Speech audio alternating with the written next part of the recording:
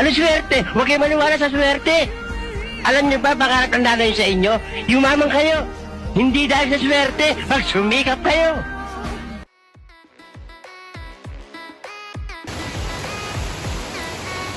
So what's up everyone? And ngayong araw is try nating pakainin na yung mga kambing natin, mga alaga natin ng silage na ginawa natin guys. Pero titingnan natin kung okay yung silage na ginawa natin. So ito yung ano natin guys, mga kambing natin. Ayan. So try na natin silang bigyan ng silage kung kakain sila. So dito muna natin lalagay, lagyan muna natin ng konti. So ngayon is nag-uulan guys. Ayan nga, makikita nyo may bagyo, ilang linggo na guys, ilang linggo na nag-uulan. So kinuha ko lang itong lalagyan para kung okay siya is ilalagay natin dito, papakain natin sa kanila. Pero kung hindi, papakain natin yung na-harvest natin yung sinakate natin na yan guys. Madami pa yan, meron pa yan doon sa loob, hindi ko pala napakita sa inyo. So guys, una tingnan muna natin to. So 1 month na to, magwa 1 month. No choice tayo kasi ayun guys, nag-uulan. Try natin pakain. Tingnan natin nung eksperimento natin na silage.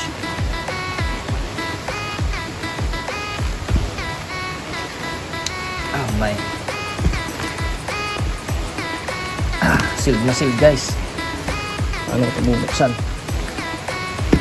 Saglit lang. So yan guys, titingnan natin. So meron siyang mold sa taas. So ibig sabihin nagkaroon niya ng hangin. Bango. Pero gagawin natin, tatanggalin natin tong may mold. Tingnan natin yung bandang loob.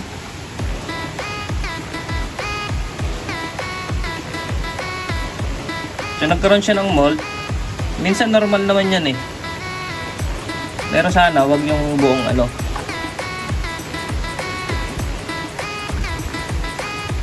Ayan guys, tatanggalin natin tong mold. Ang bango nyo guys, mabango.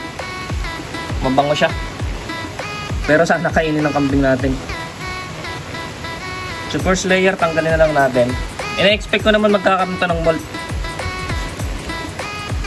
Wag lang sana buo. Kung hindi, sablay ang ating ginawa. Pero dito sa nakita ko is maganda siya, bango guys. Pero syempre medyo sayang to. Itong gilid lang naman nagkaroon ng mold eh. Ito. Kasi nga ina-expect ko dito magkakaroon ng hangin. Ayan. Siguro yung first layer tanggalin na natin.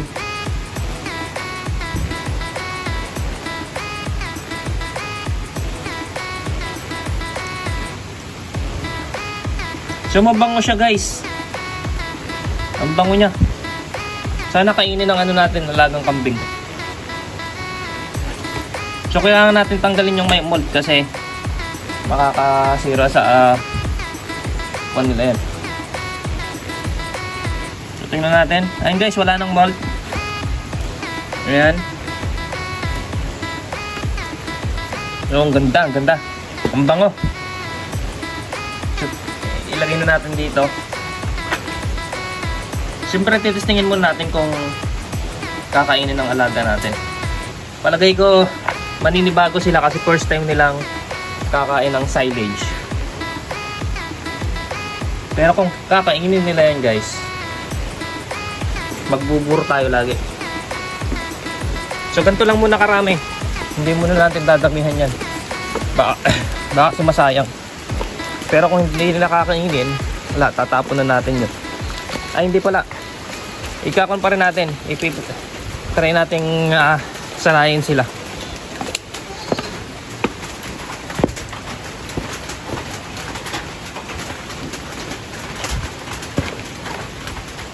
Ayan guys.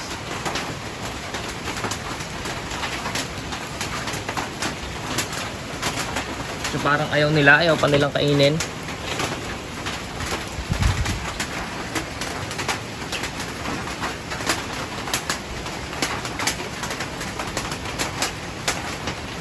Oh yeah! Success guys, success! Success! Kinakain nila.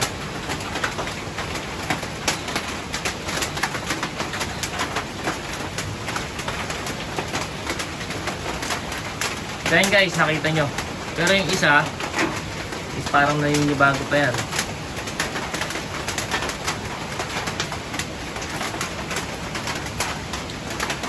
So ang gagawin natin, gagawa na tayo lagi ng silage.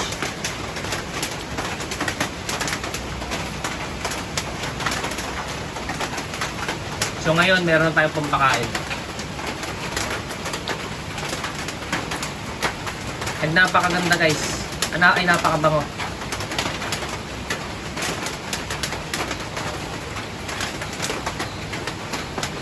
Pero kanina binigyan natin ng pakain niya ng ano. So ayan na isa. Ayan na. Alright, silage.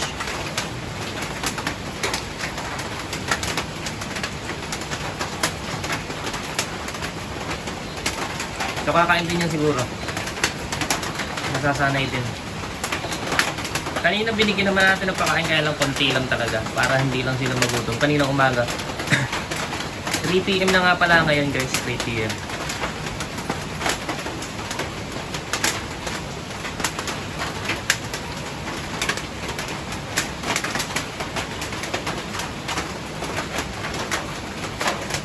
So ayan. So palagay ko okay naman na result na ginawa natin. And yung first layer sa top is nagkaroon ng mold, pero in-expect ko naman yun. Kasi nga merong yung lalagyan natin, meron siyang parang space doon. So inintay ko lang guys na ano, kumain tong isa eh.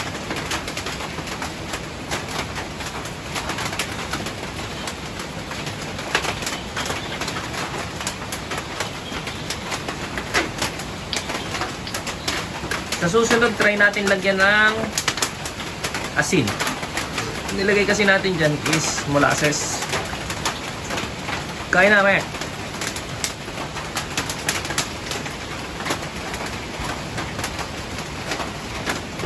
So yan guys, yung pagkain ng silage. Hindi na amoy-amoy pala. Medyo naninibago yan siya.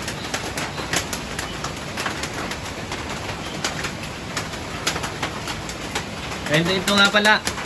So may gagawin tayo dito. May na-research kasi tayo guys. Yung tree hay kung tawagin. Tree hay siya, tree hay. Hindi siya yung mga normal hay na kan. Isa sa mga traditional na way ng pagbuburo or paggagawa ng hay ng mga ancient farmers. So nabasa ko yan. Kung gusto nyo malaman about yung sa tree hay, pwede nyo research yan. So, and guys, ang gagawin natin ngayon experimental is yung tree hay guys. Ito is dahon ng bayabas. So, pwede lahat ng mga pwede nyo natin gawin, mga sanga-sanga na may mga magandang dahon. Ayan guys. So meron pa tayo dito, ayan. So ini-air dry natin and mukhang okay naman tong experimentation natin na itong pag-dried ng ano natin. So bala ko kasi gagawin ko sanang hay to eh. Grass hay. Ayan. So medyo natutuyo na sila. Okay lang. Hindi naman na babawasan nutritional value niyan guys kasi hindi siya naaarawan. So balak nating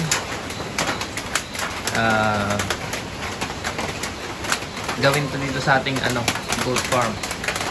Yung grass hay, tapos ito naman tree hay. Pero ang next na target ko is itong tree hay. Kasi pwede na ang bala ko is yung mga dahon ng langka. Tapos mahogany. Yan yung gagawin natin, 3 hay. So ayaw pa rin talagang kumain ng isa, naninibago pa. Malamang. So yung isa guys, sarap na sarap pa.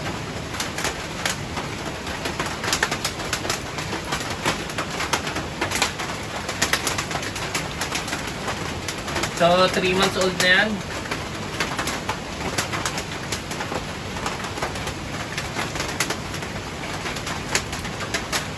Binenta sa atin ng nung kakilala natin. Medyo bata pa nga eh. Pero okay na rin. Okay lang, okay lang.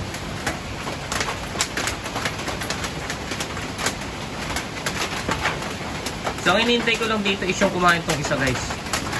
Hindi na yung bago.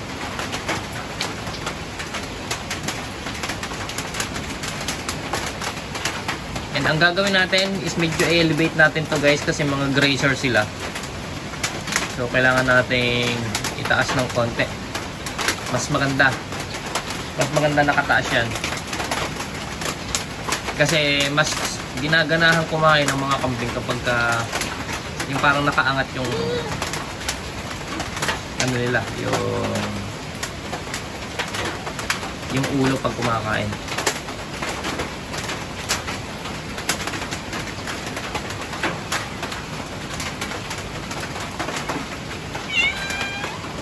Ayan na, pumasok na yung pusa natin.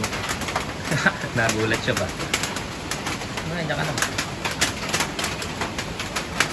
Paring kumain guys, pero kakain din yan mamaya.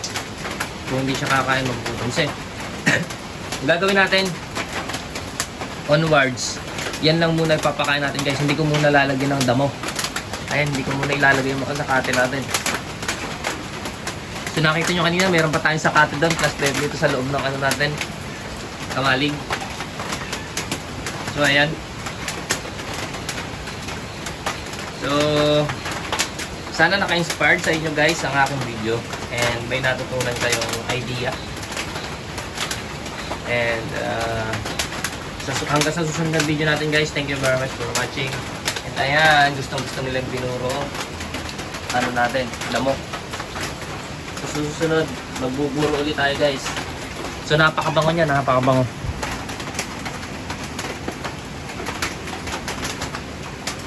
Try lang natin kumain kahit konti.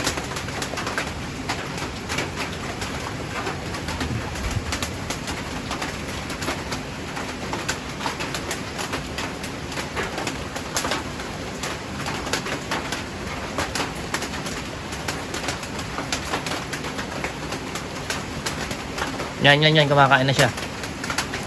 So ito guys, malamang tong isa, mas gusto niya, mas piniprepare niya nakaangat yung pagkain niya.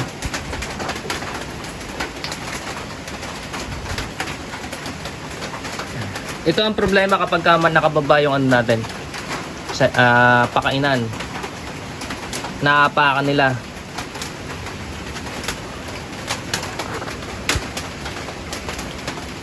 So medyo busog pa to. So nakita na natin kumain yung isa. So magiging okay na yan. Natikman na niya yung natikman na yung pagkain.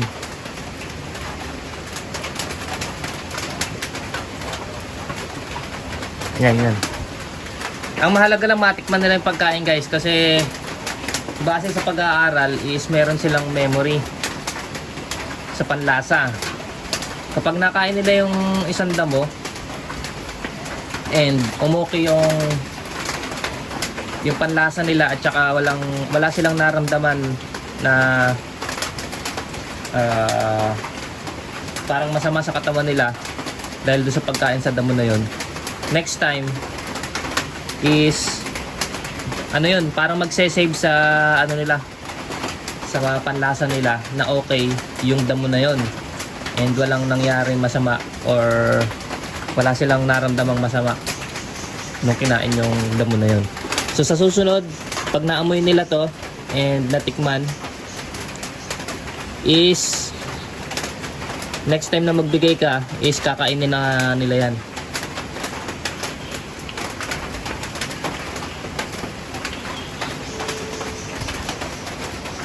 Mabango siya guys eh.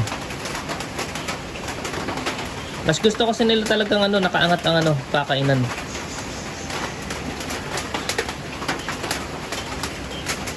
So yan, okay naman na, kumain na sila. Ang talagang priority ko lang dito is matikman nila tong silage para sa next time na magbigay tayo is naka-save na sa memory nila yan na okay itong pagkain na to. Ayun o. Alright. So yun lang.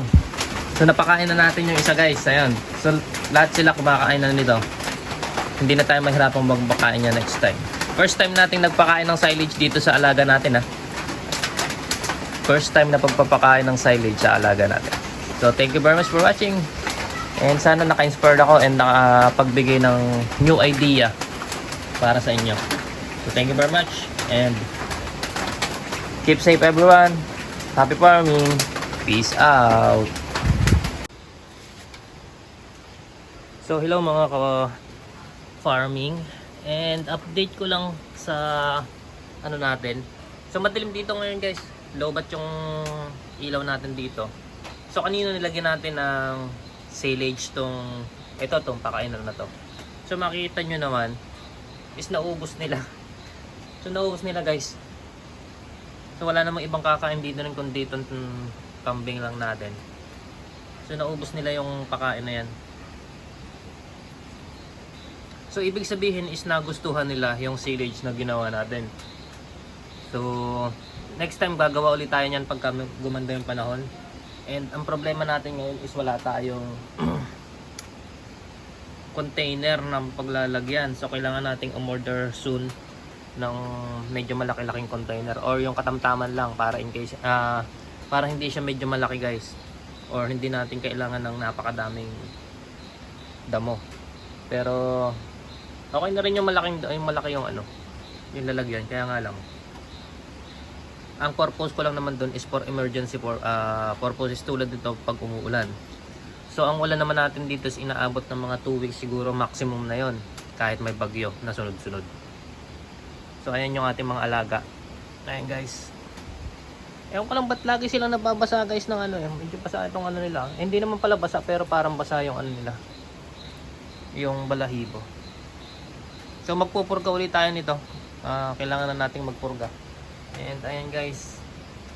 So lumakas silang uminom ng tubig. Kalahati na lang yung tubig dito. So try natin maglagay ulit dito maya maya. Kasi medyo kukunti yung nilagay natin pakain dito. Kulang to guys, kulang. Or